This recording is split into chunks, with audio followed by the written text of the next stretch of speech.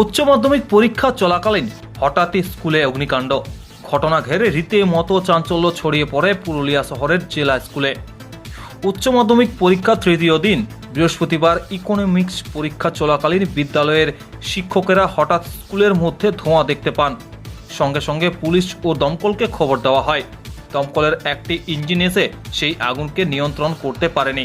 পরে আরেকটি দমকলের ইঞ্জিন এসে আগুন নেভানোর কাজ করে। স্কুলের পেছনের দিকে বেশ কিছুটা জায়গা রয়েছে, সেখানে গাছের শুকনো পাতা ও গাছের শুকনো কাঠ পাতা পড়েছিল। সেই শুকনো পাতায় আগুন লাগে।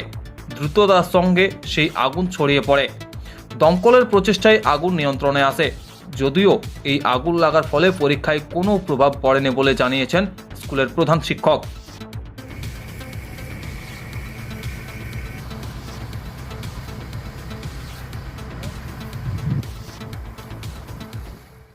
সেটা বোঝা যায়নি কিভাবে লেগেছে। আমরা যখনই দেখেছি একটু ধোঁয়া উঠছিল, তখনই ফায়ার ব্রিগেডে ফোন করি এবং মিনিট কয়েকের মধ্যে গাড়ি এসে ওটাকে নেভানোর ব্যবস্থা করেছে। মানে চলছে আর কি। এই মুহূর্তে তো পরীক্ষা চলছে।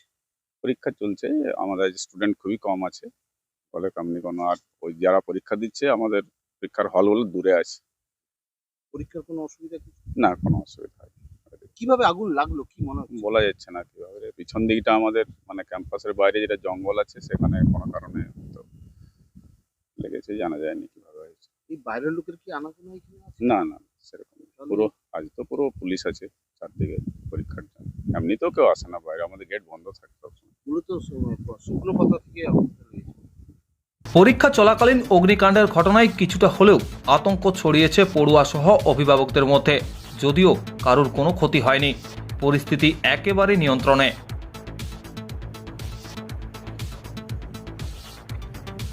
পুরুলিয়া থেকে বিশ্বজিৎ সিং সর্দারের রিপোর্ট, পুরুলিয়া মিরর।